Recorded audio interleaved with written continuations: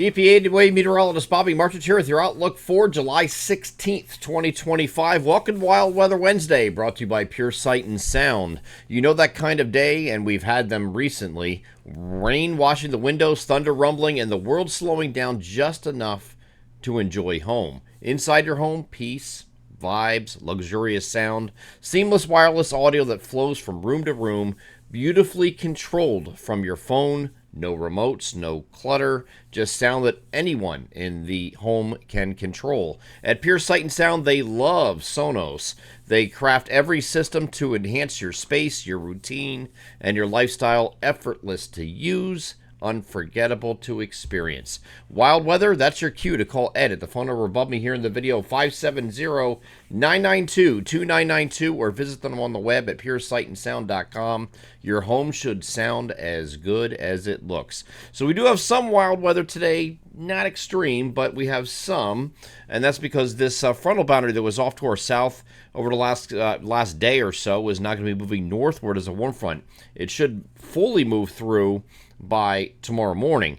And this warm front is going to bring some scattered showers and thunderstorms into the region, but I think it's mainly favoring our western areas, and the Storm Prediction Center is seeing the same thing, with the marginal risk for severe being mainly in our western areas today. So across central PA, not all the way to the Delaware River, but just short of that, they have the marginal risk, and I would argue that this threat is probably a little bit further west than this. It's probably all the way out to here. So anything in central PA is gain for this. I think they just extend this a little bit further east just as a buffer, but it probably doesn't extend that far east. Just looking at the soundings that I'm seeing this evening, just the timing of this is not going to be conducive for maintaining it that far east with the slight or the marginal risk, I should say.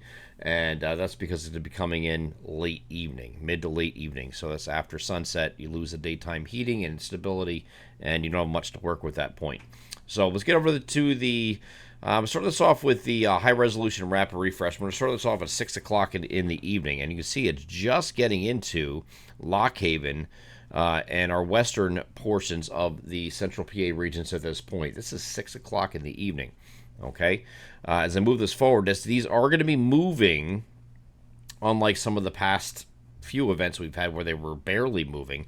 This one's going to be moving a little bit, but by the time we get to 9 o'clock, it gets over to the eastern part of the state. You see they're starting to fall apart and not really have much left. So they look a lot more impressive here in central Pennsylvania. The soundings here are indicative of some microburst potential again, and there's also enough of lapse rates here in central PA to be workable for some straight line wind damage threats here. So wind gusts probably in the 40 to 50 range when you get out here in places like Lock Haven, Williamsport, maybe Harrisburg. Once it moves further east, though, you see it starting to fall apart. As right till it gets to about Reading, all the way up to just east of Sealands Grove here. And then after that point, it just kind of fizzles because it's not, you're losing daytime heating. So it really can't sustain itself beyond that. And this is a warm front, so warm fronts typically don't produce severe weather the same way a cold front does, because you have a cold pool aloft that it's tapping into. You don't have that with a warm front. So these are going to be more like elevated convection. Not a tremendous amount of lightning with these, but there will be at least moderate lightning as these move through. Some heavy rain with this as too. That's going to be mainly here in central Pennsylvania. The NAM is doing very similar, just not as enthused with the amount of precipitation with it. It does move this eastward. It does have some heavier rain associated with this as we get into, this is 10 o'clock now, and it's just now getting to the far eastern parts of Pennsylvania. So the eastern parts of Pennsylvania should stay dry today. Anything east of this line, this is 9 o'clock. Anything east of this line here is probably mostly dry, except for something isolated popping ahead of it before 9 o'clock. So your day today on Wednesday there from that point eastward is going to be dry. It's just the evening, late afternoon and evening, it starts coming into our western areas, and that will be in central PA. Okay, as we go through the overnight, we have some more scattered showers and thunderstorms continuing, and that moves off the coast. There could be an early shower on Thursday morning early, and then after that we're going to have partly cloudy skies, partial clearing on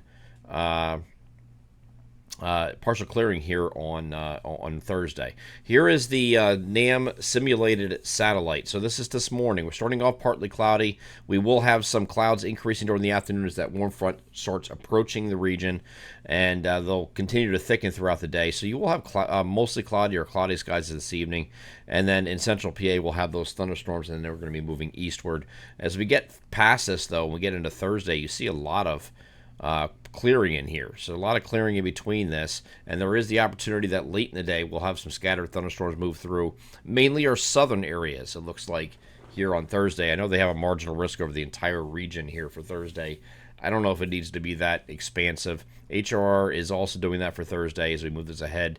You get the clearing in between here on Thursday, and then you get some scattered thunderstorms over mainly our southeastern areas. This is a little bit more organized on Thursday, so we're going to revisit this in the next video and see what this is going to look like here on Thursday. But right now, it's focusing on the southern or southeastern areas of our region for any thunderstorm activity on Thursday, okay? And that is because we have a cold front approaching quickly following this warm front. The warm front, by the time we get to Thursday morning, low pressure up here. Here's your warm front sitting back here like this. So you have some residual showers over northern New Jersey and eastern Pennsylvania, but you also have a cold front sitting back here like this. You can do a little bit of a warm sector in between this on Thursday, so it's going to lead to very hot temperatures, obviously.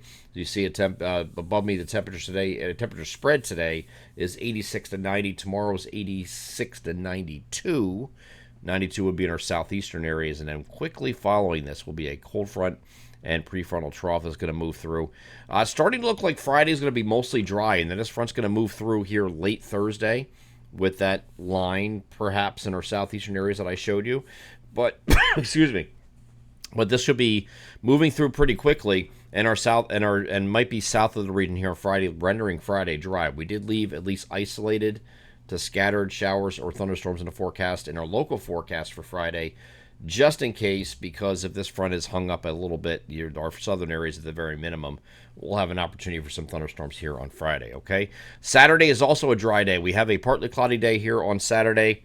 Temperatures are going to be in the middle 80s. It's going to come down a little bit, but it's still, seasonally warm. It's not like it's going back down to the 70s or anything, unfortunately.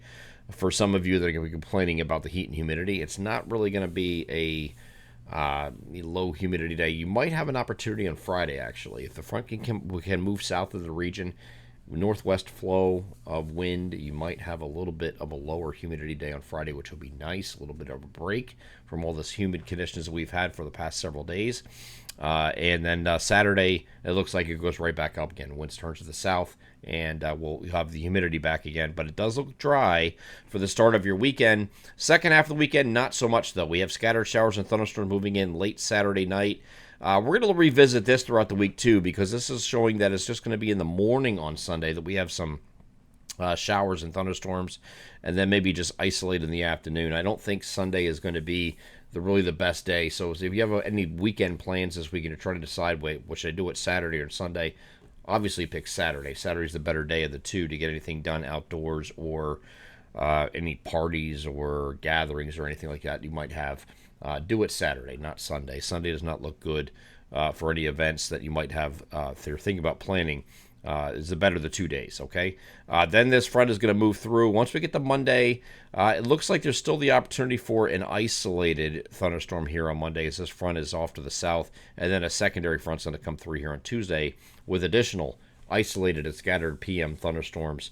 But that entire stretch, once you get from, say, Friday through next Tuesday, is going to be a little bit cooler. Temperatures in the hanging around the mid-80s for most of that stretch. But the next couple of days are going to be very warm with temperatures approaching 90 in some locations. I'm EPAWA meteorologist Bobby Martich. That is your outlook for July 16th, 2025. Have a great Wednesday.